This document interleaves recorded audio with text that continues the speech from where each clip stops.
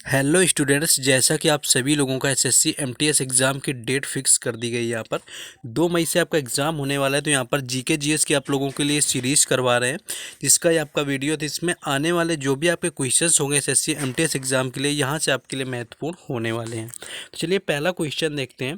पहला क्वेश्चन है कि रणजी ट्रॉफी की शुरुआत कब हुआ था? तो 1934 इसका राइट आंसर हो जाएगा। जब रणजी ट्रॉफी की शुरुआत होती है और प्रतियोगिता जो है पहली बार 1934-35 में जगह लेने के साथ जुलाई 1934 में भारतीय क्रिकेट कंट्रोल बोर्ड की एक बैठक के बाद में भारत में क्रिकेट चैंपियनशिप की शुरुआत की गई थी। ट्रॉफी पटियाला के महाराजा भूपेंद्र सिंह के द्वारा दान किया गया था, यानी जो रणजी ट्रॉफी थी सबसे पहली, वो यहाँ पर पटियाला के राजा भूपेंद्र सिंह के द्वारा दान में दी गई थी। और प्रतियोगिता के पहले जो 4 मैच हैं 1934 में, यानी कि नवंबर महीने में चेपक और मद्रास और मैसूर के बीच आयोजित किया गया था। तो ये था आपका संबंधित क्वेश्चन। नेक्स्ट यहाँ पर देखेंगे कि 50वें भारत के मुख्य न्यायाधीश कौन है, यानी कि भारत के जो वर्तमान में मुख्य न्यायाधीश हैं जो कि 15th नंबर के यानी 50वें नंबर के हैं, वो कौन है? तो वो यहाँ पर DY चंद्रचूड़ रहे हुए हैं। अगर 49वें यानी कि 49 भी आपसे पूछ लिया जाता है कि 49th नंबर के आपके कौन है, तो वहाँ पर आपके यू ललित, यहाँ पर आपका उदय उदय उमेश ललित हो जाएगा, जो कि 49वें नंबर के रहे हुए हैं। नवंबर 2022 से 50वें बने हैं DY Chandrachud Singh. Next question है, मौर्य काल में धम्म की नीति किस शासक ने किया हुआ था? अगर धम्म की नीति की बात करें तो ये अशोक ने अपनाया था, क्योंकि अशोक ने मौर्य काल के ऐसे शासक हुए जिन्होंने बौद्ध धर्म को अपनाया था। क्योंकि 261 ईसा पूर्व में कलिंग का युद्ध होता है, जो कि खारवेल नरेश के बीच में और अशोक के बीच में हुआ था, मौर्य शासक थे। तो इसमें काफ़ी ज़्यादा हिंसा हो जाने की वजह से, जो कि आपका 261 ईसा पूर्व में हुआ था, यहाँ सारी युद्ध पूरा त्याग दिया था अशोक ने, और एक आपके बुद्ध के आपको बौद्ध धर्म के धम्म की आपकी नीति की स्थापना कर दी थी, आपका अपना लिया था। नेक्स्ट क्वेश्चन देखेंगे। नेक्स्ट है कि द्रोणाचार्य पुरस्कार किसे दिया जाता है? तो खेल और खेलों में उत्कृष्ट कोचों के लिए, यानी कि जो कोच होते हैं आपके खेलों के, उनसे संबंधित जो भी किसी खेल से संबंधित कोच है, उनको द्रोणाचार्य अवार्ड से सम्मानित किया जाता है। द्रोणाचार्य की बात करें तो जो द्रोणाचार्य आपका पुरस्कार होता है खेल कोचिंग में उत्कृष्टता के लिए, भारत सरकार के युवा मामले और खेल मंत्रालय द्वारा दिया जाता है। इस पुरस्कार को द्रोण के नाम से जाना जाता है, जिसे अक्सर द्रोणाचार्य या गुरु द्रोण भी कहा जाता है, जो कि प्राचीन भारत के संस्कृत महाकाव्य भारत का एक व्यक्तित्व रहा हुआ है। इसमें अगर बात करें कि आपका मिलता क्या क्या है, तो जो द्रोणाचार्य पुरस्कार होता है, इसमें एक पदक, एक प्रमाण पत्र और 15 लाख रुपए और 10 लाख का नगद पुरस्कार इसमें शामिल होता है। नेक्स्ट आगे देखेंगे हम लोग क्वेश्चन। नेक्स्ट क्वेश्चन है कि भारत में गरीबी की आकलन जो है, गरीबी में का आकलन कौन सा कार्यालय करता है? अगर भारत में गरीबी के आकलन की बात करें तो नीति आयोग की जो टास्क फोर्स होती है, उसके द्वारा गरीबी का आकलन किया जाता है। गरीबी का अनुमान भारत नीति आयोग की टास्क फोर्स द्वारा सांख्यिकी और कार्यक्रम कार्यान्वयन मंत्रालय के तहत राष्ट्रीय नमूना सर्वेक्षण कार्यालय द्वारा कैप्चर किए गए डाटा के आधार पर गरीबी रेखा की गणना के माध्यम से किया जाता है। नेक्स्ट आपका देखेंगे। नेक्स्ट है कि मंत्रिपरिषद किसके प्रति उत्तरदायी होते हैं? अगर मंत्रिपरिषद की बात करें तो मंत्रिपरिषद मुख्यतः आपके लोकसभा के प्रति उत्तरदायी होती है, जो कि संविधान के अनुच्छेद 75 के खंड 3 के अनुसार मंत्रिपरिषद सामूहिक रूप से लोकसभा के प्रति उत्तरदायी होता है। तो जैसा कि आप लोगों का जो एमटीएस एग्जाम है, इस बार मैथ्स और रीजनिंग सिर्फ आपका क्वालिफाइंग नेचर का है, बाकी आपकी मेरिट जो है जीके जीएस से बननी है, और क्वेश्चन आपके एसएससी में रिपीट होते हैं, इसलिए आपके लिए यहाँ पर एक ले करके आए पूरा प्रोग्राम। तो जैसा कि एसएससी एमटीएस का एग्ज़ाम है, जो आपका जीके जीएस और इंग्लिश, यहाँ पर आपका सिर्फ क्वालिफाइंग होना है, ये दोनों बेस पर आपका सिलेक्शन हो जाएगा। और जैसा कि एमटीएस एग्ज़ाम जो भी एसएससी के होते हैं, उनमें से आपका यहाँ पर प्रीवियस ईयर क्वेश्चंस और जो एसएससी एग्ज़ाम में पूछे गए वो सारे क्वेश्चन मोस्टली यहाँ पर रिपीट होते रहते हैं।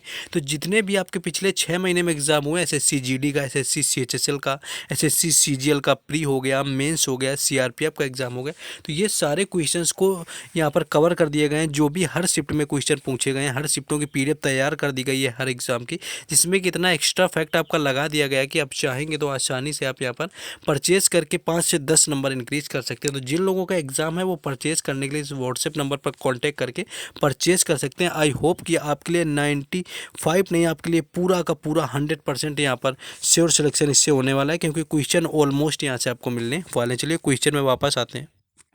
नेक्स्ट यहाँ पर क्वेश्चन है आपका कि नगर पालिका कौन सी अनुसूची के अंतर्गत आता है। अगर नगर पालिका की बात करें कि किस अनुसूची के अंतर्गत आता है, तो 12वीं अनुसूची यहाँ पर राइट आंसर हो जाएगा, जिस अनुसूची के अंतर्गत नगर पालिका आता है। भारतीय संविधान के भाग 9 में नगर पालिकाओं का वर्णन किया गया है। भाग 9A में अनुच्छेद 243 से लेकर के 243 ZG आदि शामिल हैं। और भारतीय संविधान का जो भाग 9 है, 74वें संविधान संशोधन 1992 द्वारा सम्मिलित आपका किया जाता है। नगर पालिका को नगर पंचायत, नगर परिषद और नगर निगम के रूप में 3 श्रेणियों में विभाजित किया जाता है।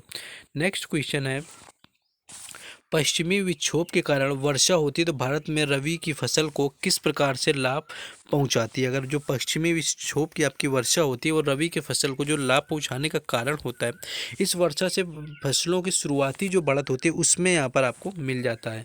नेक्स्ट क्वेश्चन है कि योजना आयोग का गठन कब हुआ था। तो योजना आयोग वही है जिसके स्थान पर 1 जनवरी 2015 से नीति आयोग आता है।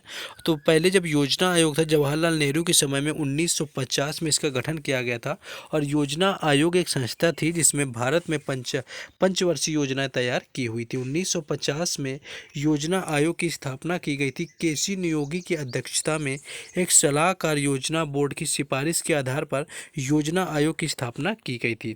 नरेंद्र मोदी सरकार ने 2014 में योजना आयोग को यहाँ पर भंग कर दिया गया था और योजना आयोग के स्थान पर 2015 में नवगठित नीति आयोग द्वारा प्रतिस्थापित किया गया था।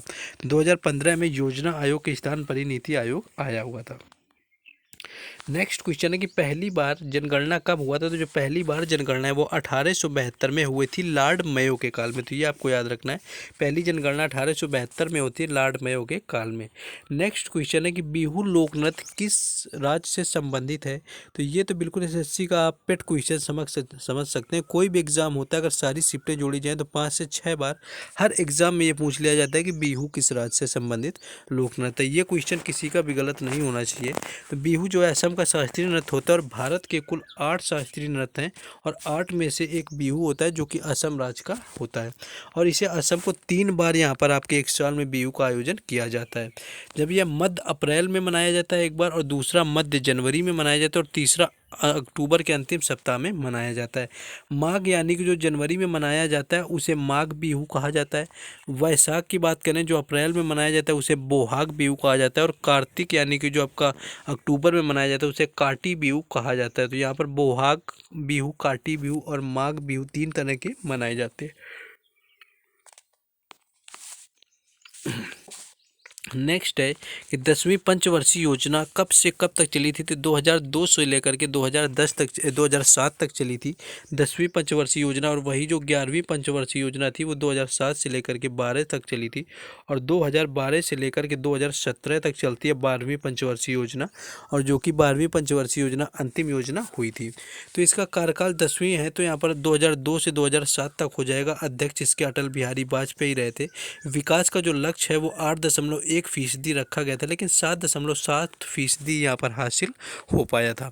नेक्स्ट क्वेश्चन देखेंगे, लेकिन उससे पहले जिन लोगों ने अभी तक वीडियो को लाइक और चैनल को सब्सक्राइब नहीं किया तो सबसे पहले उन लोगों को वीडियो को लाइक करना है, चैनल को सब्सक्राइब करना है, क्योंकि यहाँ पर आपको हर एग्जाम से रिलेटेड एनालिसिस मिलता है।